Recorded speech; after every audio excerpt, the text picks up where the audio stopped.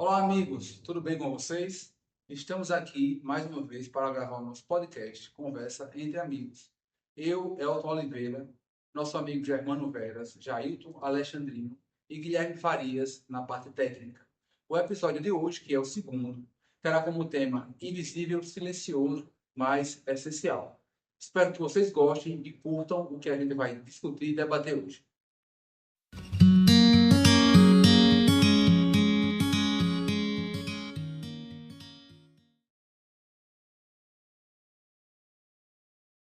Bem, pessoal, eu estava esses dias dando uma estudada no Evangelho, segundo o Espiritismo, né, no livro de Allan Kardec, e me deparei com aquela passagem em que Jesus está de frente com Pilatos, e Pilatos o indaga se ele é rei, se ele tem um reino, e Jesus diz que o reino dele não é deste mundo, né?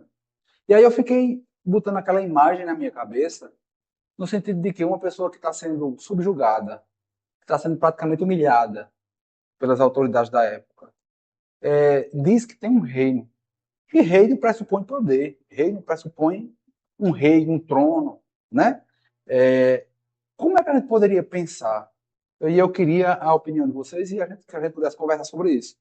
Como é que a gente poderia pensar como é esse reino que Jesus falou? Ele é rei de quê? Ele representa que autoridade? Primeiro que esse reinado e esse poder não é a prioristicamente desse mundo, porque se o fosse, poderia ser utilizado com mais ou com facilidade, né? Quer dizer, se alcançariam esses seres encarnados de uma maneira mais rápida, né? E todos entendiam naquele período que Jesus tinha um poder, né? Mas esse poder não se representava a partir de soldados, de guerras, do poder humano, né? Mas um poder para além do humano naquele período que estava sendo dito, né? Então eu acho que começamos por aí, né? A ilusão daquele pessoal naquele momento que Jesus detinha um poder humano que poderia, aí sim, ao contrário, subjugar Pilatos, destruir Roma, não é? E a partir daí assumir o poder, que era essa base daqueles que entendiam na matéria esse poder, né? E eu acredito que esteja para além. Começamos, eu acho que por aí, não é não? Vocês estavam falando, eu estava imaginando a cena aqui. Chega Jesus acorrentado, corrente, ou com cordas, né? Apanhando, subjugado, completamente subjugado. De um lado, aquele homem gigante, numa forma tão humilde ali, e de outro lado, um pigmeu, que era Pilatos, cheio de pompa, né? Com a águia romana lá em cima, querendo, achando que domina, que manda e que desmanda, e acabou que a acusação que pesava sobre Jesus era que ele queria ser o rei dos judeus, né? A inveja dos religiosos da época, e foram os religiosos que foi quem entregou Jesus. E a acusação era essa, porque ele queria ser o rei, porque o povo dizia que ele era o Messias, e o Messias vinha para governar. Aí chega o Messias de uma forma totalmente diferente. Acusação pesada, porque o rei era os romanos, o rei era César. O rei da Judéia, nomeado por César, era Herodes, né? Era Herodes ainda, né? E o governador lá, Pilatos. Então a acusação era muito pesada. Só que Jesus fala uma coisa fundamental, né? Fundamental em todas as religiões. Meu reino não é desse mundo. Se fosse desse mundo, é como se ele estivesse falando. Você está vendo soldados aqui, você está vendo o pessoal guerreando por mim, querendo me libertar. Então, já dá para você imaginar que meu reino não é desse mundo. E aí eu acho essa frase fundamental. O que vocês acham em relação a isso? Porque é uma frase transcendente. É uma coisa que ele quis dizer. Ele disse muito mais do que ele falou numa frase só. Quando ele fala que o reino dele, sou rei sim, mas não é daqui. E é interessante também que, quando ele fala isso, é como se fosse uma revelação. Por quê? Durante toda a vida dele com os discípulos, ele vai tentando explicar aos discípulos que realmente ele não veio para uma batalha física, né? Ele veio para uma batalha espiritual. E os discípulos, muitos, não foram entendendo. Alguns foram entendendo aos poucos e quebrando essa ideia, né? Que muitas vezes falavam: ó, o reino dos céus está dentro de vós, não é uma coisa externa. Não vem com aparências exteriores. E isso aí os discípulos aos poucos foram entendendo, mas alguns não entenderam, né? Alguns esperavam ainda aquele Messias batalhador, guerreiro, que fosse na frente dos exércitos para tirar a opressão romana, né? E quando ele chega e diz para Pilatos isso, Pilatos vê logo que ele não está querendo o trono dele. Uhum. Jesus não está querendo o trono de Pilatos, né? E ele percebe, né? E ele diz, e tanto que logo em seguida ele pergunta, mas o que é a verdade? Jesus se cala, porque não tem a capacidade de se entender tudo que Jesus tem para falar. Então, assim, eu me coloco às vezes, e estudando essa passagem do Evangelho, eu me coloquei como os discípulos, que andam junto com Jesus, ou tentam andar junto com Jesus, mas não vai entendendo o que ele está falando, vai entendendo aos poucos. Porque muitas vezes na nossa vida, aí eu queria também trazer essa discussão para todos nós. Será que na nossa relação com o Evangelho, a gente já não espera esse Jesus de um trono material, com prosperidade, né? Que ele influencie diretamente na minha vida material? Ou seja, eu tenho uma situação material aqui e eu queria que ele intervisse, já que ele tem esse poder, né? Mas aí depois eu fiquei refletindo. Mas será que o reino dele, como ele falou, não é deste mundo? Então ele não vai interferir diretamente nas questões materiais, porque elas muitas vezes são necessárias para o nosso crescimento, para a construção de virtudes que estão valendo nesse reino dele. E para a gente construir virtudes no reino dele, o reino que ele diz que tem, que é rei, que é o reino espiritual, né? A gente tem que passar por situações muitas vezes difíceis nesse reino material. Né? Como é que vocês veem essa situação da nossa relação com Jesus esperando um rei material? A gente começa vendo em Jesus uma figura de fato poderosa, não é? Essa talvez seja a imagem que a gente tem dele, porque não é fácil você imaginar um ser humano que tenha mobilizado, né, toda uma mundo todo, né, ou uma boa parte do mundo com a sua mensagem, né, que tenha permanecido. Então é algo que não é fácil, que não é comum para a gente fazer, né? Então o poder ele tem, não é? Agora o uso que se faz dele, não é? Então, de fato, a gente espera muito, né, que ele resolva os nossos problemas, né? Nós entregamos a ele por completo, não é? Esperando que ele vá decidir. E quando, na verdade, o que ele nos dá, e em todos os momentos ele falou isso, ele nos dá a liberdade de tomar as decisões, né? Quando ele apresenta a ideia, quando ele vai curar alguém, com a capacidade que ele tinha de cura, ele pergunta: você quer ser curado? Né? E quando a pessoa confirmava e ele observava o espírito daquele corpo ali e confirmava aquilo, aquele indivíduo era curado. Mas aí depois ele perguntava também, ou ele falava, né? Diz, a tua fé te curou. Quer dizer, não fui eu diretamente, né? Eu mobilizei as energias existentes, mas foi a tua fé, o teu movimento, o teu amor e movimento que fez isso. Amor a si e aqueles que estão próximos dele, né? Então eu acho que nesse sentido, de fato, a gente espera, mas o que ele espera de nós é o nosso movimento, né? Então o poder dele está em nos convencer de que nós podemos, né? De fazer um chamamento, ou ser uma ponte da gente entrar no reino dele, mesmo na esfera física, né? Porque entrar no reino dele é ter uma postura de sintonia com ele. Não é isso? Apesar de estar materialmente ainda aqui, né? E como vocês estavam comentando, né, a gente espera que Jesus atue materialmente na nossa vida, atue de forma material mesmo.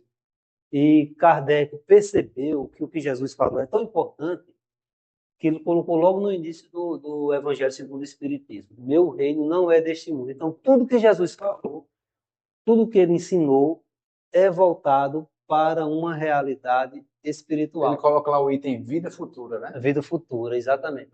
E se a gente não acredita numa realidade espiritual, então a gente nem precisa dar ouvidos ao que Jesus falou. Até precisaria, mesmo quem é materialista, porque quando a gente estuda a moral de Jesus, a ética ensinada por Jesus, isso é como se fosse um manual de instruções da vida para qualquer pessoa, para qualquer tipo de pessoa. Para quem é ateu, para quem não é, para quem acredita em Deus, para quem não acredita, para quem acredita na vida futura, para quem não acredita. A ética de Jesus serve para isso. Agora, tem muito mais sentido quando a gente tem a certeza da vida futura, de uma vida depois dessa vida. Tem muito mais sentido, né? E influencia muito a vida da gente aqui, porque quando a gente tem essa certeza de que a gente, quando morre, a gente vai para uma vida futura, quando a gente tem essa certeza, a gente procura viver de uma forma melhor, Influencia a forma como a gente está como a vivendo. gente está vivendo hoje. Porque fora isso, tanto faz viver, fazer o bem ou não fazer o bem, ser bom, ser cruel, não ser cruel. Tanto faz, se você não acredita que tem uma vida depois da vida, né? Mesmo que não acredite, como eu falei, a ética e a moral de Jesus pode fazer você viver bem, né? Mesmo sendo ateu. Mas quando a gente acredita, como eu falei, é outra É história. porque na sua visão, mesmo que você não acredite na vida futura, você pode ainda acreditar no que Jesus falou, Na uma coisa ética, moral para você seguir, né? melhorar a sua vida. Você não vai estar fazendo inimigo, você vai estar fazendo amigos por onde passar. Você não vai estar fazendo mal, você vai estar fazendo bem. E fazendo bem, você se sente melhor. O bem volta para você, mesmo que você não acredite, acaba voltando. Então, Mas eu acho que uma das principais coisas também, realmente, você falou uma coisa certa, e depois Germano pode até complementar. A vida futura, acreditar que depois da morte física tem alguma coisa, traz também uma noção, como você disse, da gente se melhorar hoje. é. Porque a gente vai ter um canto onde colher o que a gente plantou. Uhum. Porque quando a gente morrer e acabar tudo, a gente pode curtir a vida, fazer mal a quem a gente quiser, se vingar, roubar dos outros. Quando morrer, acabou. Eu não vou colher isso. Né? Ninguém vai cobrar nada de mim. E a gente vê aí, aos montes, pessoas que fazem o mal e até o final da vida permanece intacto. Não tem a consequência. Né? Outros têm, mas alguns não. E onde é que ele vai colher isso? Né? Se ele não colheu nessa vida. Né? Então, se você acredita que existe uma vida depois da morte, que você vai colher, de certa forma, o que está plantando aqui, de certa maneira você pesa as suas atitudes com uma certa responsabilidade, né? Sim, e é forte essa ideia, né, da gente juntar a reencarnação, nesse sentido, a vida futura, com a lei do progresso. Né? Não faz sentido também a gente repetir as vidas sem imaginar que há um progresso, há um caminhar, né, para isso daí. Isto é, se nós tivéssemos simplesmente uma oscilação, estaríamos melhores, piores, dependeria do estágio em que nós estivéssemos repetindo, né, a experiência na vida. Parte disso que a gente aprendeu não teria sentido, né? Se tudo, digamos assim, mesmo acreditando na vida futura, ainda existisse esse bloqueio de nós não caminharmos para frente, desenvolvermos o nosso potencial, também não faria sentido, não é? Então, a lei do progresso aí está imbricada nessa ideia de vida futura, que é isso que Jesus aponta, né? No momento em que você tem uma vida futura, a ideia é que nós preparamos-nos aqui para encurtar, digamos assim, o caminho do sofrimento, né? Entendermos assim que essa é uma passagem necessária, não é? E aí me vem na Bíblia a passagem de Nicodemos conversando com Jesus, né? Que ele não compreende a essência dessa evolução, né? Porque, obviamente, ainda muito duros, muito limitados à carne, e os judeus naquele período, né? Ainda pensando muito na matéria, né? Que vinha um Salvador que destruiria todos os inimigos e colocaria aquele país, né? Aquele povo como dono de todo o terreno. E o Cristo apontou que só nascendo de novo é que se poderia encontrar essa chave do que ele estava pregando hoje, né? Só esse entendimento. E aí Nicodemos entende errado e diz: mas eu tenho que voltar para o ventre da minha mãe, eu, um homem velho como eu sou? Ele diz: não é esse o caminho que se deve buscar, não é? Pergunta de poder. Uma oportunidade dessa. Mas às vezes, sabia que eu penso que Nicodemos falou de propósito? Porque ele não era tão inocente nesse ponto. Às vezes eu penso isso. Eu acho que ele fez de propósito. Eu acho que ele fez, não, eu vou confirmar para ver se ele fala realmente isso mesmo. Se ele fala descaradamente o que eu estou pensando. Uhum. Mas como é que eu posso soltar o ventre da mãe? Aí Foi Jesus uma não, provocação. é uma provocação. Aí Jesus não quis falar, né? Jesus Sim. quis dar trazer símbolos, né? Não quis aprofundar. Não quis, eu penso assim, não sei, né? Pode ser. Não, até porque ele diz depois que se você não entende o que eu estou falando materialmente, que dirá naquilo espiritual que eu esteja falando, né? Então ele tinha que trazer para uma coisa mais concreta. Ainda não era o momento de toda a revelação, não é? Então, suporte essa informação que já é muito para você e logo depois virá outra que vai complementar esta, né? Para que nós fechemos essa ideia de que existe uma vida para além desta que nós temos. Onde está o reino de Deus, né? Que quando Jesus fala que o reino dele não é desse mundo, então ele fala que a forma como ele age, o que ele ensina, não tem valor neste mundo. E aí Sim. que vocês falam se encaixam. Por quê? Porque se não tem valor nesse mundo amar, ser humilde, sim, perdoar, se não tem valor nesse mundo, tem valor no reino dele, né? E o reino dele é esse reino espiritual, essa vida futura, essas reencarnações sucessivas em busca do progresso. Ou seja, o que vem depois dessa vida é o que vai trazer a consequência de ações boas agora.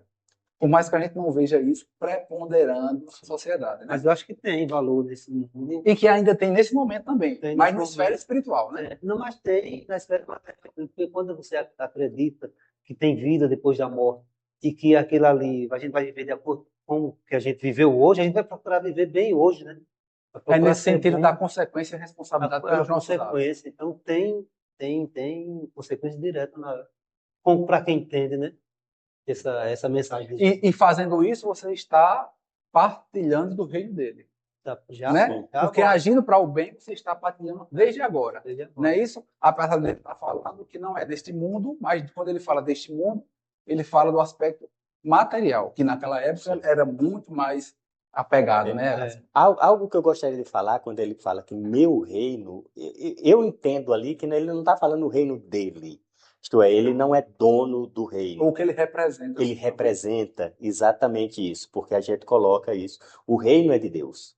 A busca é o reino de Deus, que a gente vai tentar encontrar isso em plenitude, né? O amor, né? A fraternidade universal neste reino perfeito, né? A gente está ainda num reino material imperfeito, em busca de. Então, nessa busca é que a gente encontra esse novo reino, né? Quando a gente superar aquela visão mais material, né? De que os prazeres, de que tudo que é material e que me dá prazer imediato é aquilo que eu tenho que buscar. A nossa busca, o nosso prazer, a nossa felicidade deve estar para além da carne, né? É esse chamamento que ele faz. Se este reino que nós estamos vivenciando é um reino de matéria concreta, né, em que as nossas sensações elas são mais importantes, existe um reino que transcende isso, né? Que demonstrar amor, ser fraterno com o outro, ser caridoso é o caminho que nós encontramos esse reino transcendente nesse sentido, né? É interessante isso que você está falando, quando você fala que essa questão da palavra reino, mas talvez seja compreensível porque Jesus, quando ia ensinar, ele tirava símbolos dos ambientes, da cultura local. Então ele estava numa posição de que as pessoas estavam o acusando, né, de blasfêmia, os religiosos, os judeus, enfim, os que tinham autoridade eclesiástica naquela época, e diziam todos que ele se dizia rei, né? Que se dizia o Messias. Então, assim, quando Pilatos chegou e disse, tu és rei, ele aproveitou todo o contexto onde as pessoas estavam inserindo, para usar a mesma palavra e dar um ensinamento. Não quer dizer que o reino é dele, né? Sim. Claro, é um reino que ele representa, Uhum. que todos nós podemos representar quando estamos agindo com amor, com caridade. Mas ele usou a palavra meu reino, porque já que eles estavam dizendo que ele era rei, então, já que estão dizendo que eu sou rei, então eu vou dizer que meu reino não é desse mundo, né? Ele usou a palavra reino porque as pessoas estavam dizendo que ele era rei. Talvez se tivesse agora no Ocidente, né, ele diria assim, na minha presidência, eu não... Dizem que tu és o presidente. Pois é. Presidente do Brasil. Pois é. Insurgente. Mas minha presidência do Brasil não é deste mundo, né? Exatamente. Agora, voltando. Uma vez que a gente acredita que existe uma realidade imaterial, espiritual, para além, né, dessa realidade aqui, não quer dizer que a gente vai viver exclusivamente pensando em algo que vai acontecer depois, né? A gente tem que estar aqui, a gente tem que pagar boleto, tem que levar o menino da escola, a gente tem que trabalhar, a gente tem que descansar, tem que Viver alimentar, a experiência material. tem que dormir, a gente está na experiência material. Agora, com a consciência limpa, claríssima, que o Espiritismo nos traz de que não é só isso aqui, né? Aqui é um mergulho que a gente dá aqui nessa carne aqui. Aí, pegando esse seu gancho, você já pode complementar o que Sim. eu vou trazer. Ser cristão, Sim. no contexto atual, é esperar benefícios materiais ou não? Pois é. Ser cristão nunca foi fácil e agora é que não é que não é mesmo. Porque a gente, como eu estava falando, né, já no mesmo assunto, se a gente está imbuído aqui, está mergulhado nessa realidade material, a gente tende a não ver outras coisas, né? Não ver, não Obscurece. enxergar, obscurece muito. Mesmo a gente sabendo que a gente veio do mundo espiritual, nós somos espíritos, estamos aqui matriculados nessa escola, a gente sabe e tem a consciência disso, mas a nossa tendência é só ver o que está aqui. E o que Jesus propõe para que a gente seja cristão é ver além, e além de ver mais além, a gente viver de acordo com esse reino que está por vir. Não é só acreditar, é praticar. Praticar. E aí é que entra o lado difícil de ser cristão. Porque é o sentido da felicidade, né? Quer dizer, quando a gente apresenta essa ideia do material sendo o principal, a gente põe a nossa felicidade naquilo que é concreto, mas que se acaba também, né? Transitório, material. Transitório, exatamente, essa era a palavra, né? Que se desmancha, né? A gente não está buscando efetivamente o verdadeiro tesouro, né? Que não enferruja, né? A gente está procurando, nesse sentido, e até como cristãos, aquilo que nós não vamos levar para essa vida futura, né? Que nós vamos deixar tudo. Né? A gente tem um empréstimo disso daqui que Deus nos dá, né? Deus nos dá o corpo, nos dá as condições materiais, digamos assim, nos prepara para essa vida, mas ao deixarmos, ao desencarnarmos, ao morrermos, na linguagem mais popular, nós deixamos tudo, não levamos nada, a não ser aquilo que Deus nos preparou, isto é, o amor que nós dedicamos, a caridade que nós prestamos, a fraternidade e, obviamente, também aquilo que nós não seguimos a lei de Deus, né? Então, a gente também leva a amargura, o ódio, o rancor, né? Como elementos que são da nossa essência, aí sim, né? São da nossa essência. Então, qual é a ideia? Não é buscar esses tesouros aqui. Não estou dizendo que nós vamos viver na pobreza, mas é que ele não é o objetivo final, né? Ele talvez seja um meio caminho, né? E quanto mais caminharmos em direção a Deus, mais esse caminho nos ilumine, né? Mas não é efetivamente apenas esse desejo carnal de ter tudo, né? Porque muita gente pensa assim, né? Olha, se eu ganhar dinheiro, eu vou ser feliz, né? E quanto mais você tem, não significa maior prazer, maior felicidade, porque a felicidade não está, claro, que se nós não tivermos recursos materiais, a vida ela é sofrida, a gente vai penar mais, não vai ter condições de ter determinadas coisas, não é? Até saúde, não é? Mas não é agregar dinheiro apenas que vai nos tornar próximos de Deus, não é? Afinados com esse discurso que Jesus nos trouxe. Existe uma ação muito mais enérgica que não envolve dinheiro. Essa caridade que a gente fala não é uma caridade material, necessariamente. É uma caridade espiritual. É você doar seu tempo, doar seu amor, né? Dedicar tempo ao outro. é a maior caridade que nós podemos fazer, não é isso? Então, no aspecto material, invisível e silencioso, Sim. mas no aspecto espiritual, essencial. Essencial. Eu vi uma Fundamental. comparação uma vez, comparando a nossa vida aqui na Terra com aquele jogo Monopoly. Aquele, né, como É uma outra sei o que é versão do imobiliário, né? Banco imobiliário, né? E a pessoa vai, joga, flerta, mente, ganha, aí ganha um imóvel aqui, aí ganha outro, aí ganha, né? Aí sai ganhando, sai enricando, daqui a pouco terminou o jogo, aquilo é só papel. Guarda, Guarda aquilo tudo. O que vai ficar? Não fica nada do papel, mas vai ficar o que você usou de astúcia para enganar o outro, o que você usou de esperteza, né? O que você usou os seus sentimentos em relação às outras pessoas. Agora, o que é tudo papel vai ser, não vale nada aquilo ali. É interessante isso daí mesmo, porque o que é que se espera nesse jogo? Sim. É que a gente engane, ainda bem que né? eu nunca fui bom nesse jogo. Não, eu quase É um jogo não. de enganação. Ainda bem que eu nunca fui bom nesse jogo. Não é? Porque a ideia é essa, né? Quer dizer, é um jogo que efetivamente nos leva a tentar fraudar o outro, né? Para enricar. Para enricar. É quem tem mais bens ali, né? Tem mais Não importa como nós conseguimos esse bem. É. Agora a questão do jogo é que a gente terminou, não tem nada. consequências. Não tem nenhuma consequência. Não é? Nós fechamos, tá bom. A única consequência é saber o quanto o outro consegue mentir ou não. Mas às vezes tem briga. Às vezes dá briga, Às às vezes vezes vocês jogaram War também. também. Meu amigo, é uma briga, você está me atacando mais do que o outro. Não, o outro me atacou agora. Não, você Tá em marcação comigo. fica as consequências. Consequências Então, sempre tem. Sempre tem. Aí essas consequências desse jogo nos traz, né, as formas de ver o mundo e de ver o que vai acontecer depois. Primeira forma, o materialismo.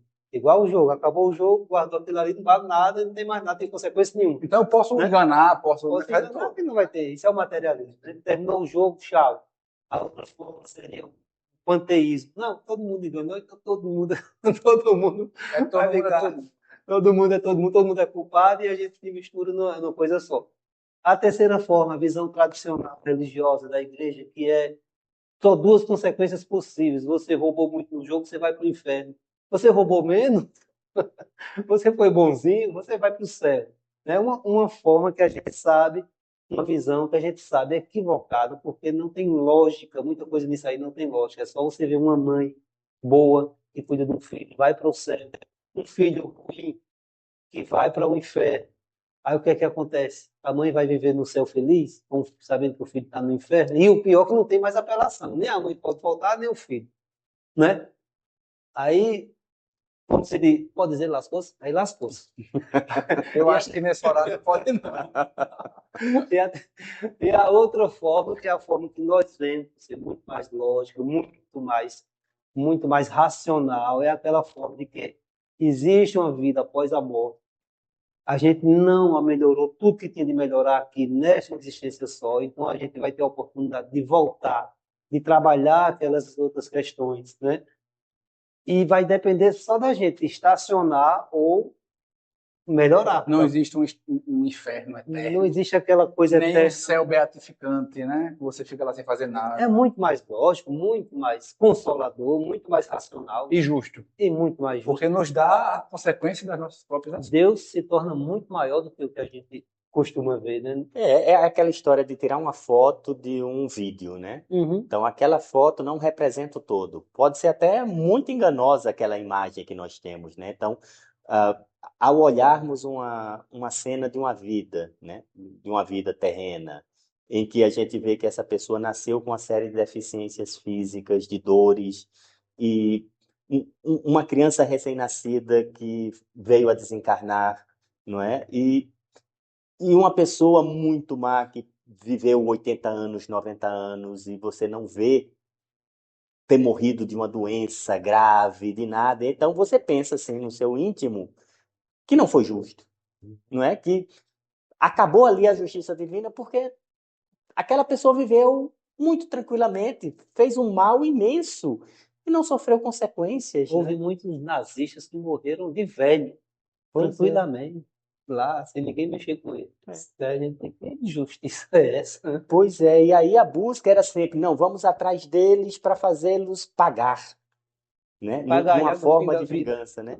Mas Deus, na sua justiça, nos apresenta a ideia de que não existe nada que saia impune, nem o bem, nem o mal.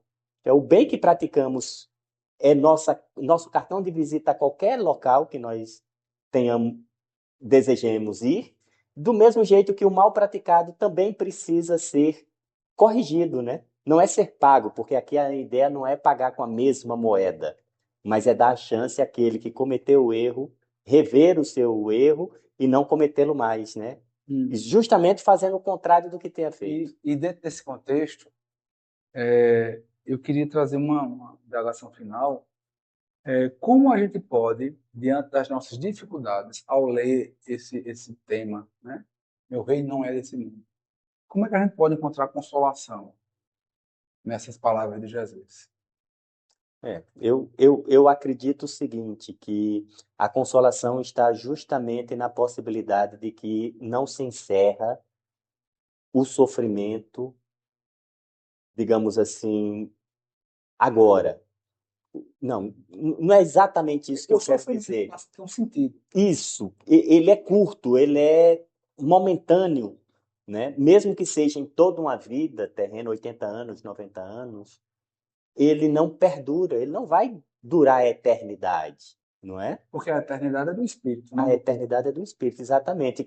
E as doenças, em essência, elas são reflexo do Espírito no corpo, não é? Quando esse corpo se vai, vem outro. E se nós praticamos atitudes boas, a tendência é que nós consigamos, de modo geral, tornarmos essa experiência, eu não digo menos dolorida, mas porque a felicidade também não está aí. Quando a gente encontra a verdadeira felicidade, ela não está na doença, na saúde, no dinheiro, na falta dele, porque a gente consegue transcender essa parte, né? Então a gente encontra felicidade em muitas situações. Eu lembro muito fortemente no primeiro episódio que nós estávamos aqui, que Jailton falou de uma realidade de uma moça, não é? Que encontrou felicidade em coisas extremamente simples, e a mãe também, não é? E não tinham nada, quer dizer, é essa felicidade que a gente tem que buscar. Né? Essa felicidade que não depende dos bens materiais. Né? E que vai transcender, vai para outras vidas. E quando a gente procura essa consolação, essa energia, essa felicidade em Jesus, a gente o encontra, porque nisso ele é rei. Sim. Né? Nisso ele tem poder. É. Se a gente procurar facilidades materiais, a gente não vai encontrar nele, porque ele não quer nos iludir, dizendo que a facilidade material é o que vai trazer a nossa felicidade. Uhum. Claro que às vezes a gente consegue como forma de aliviar os nossos sofrimentos, né? Mas isso não é o essencial.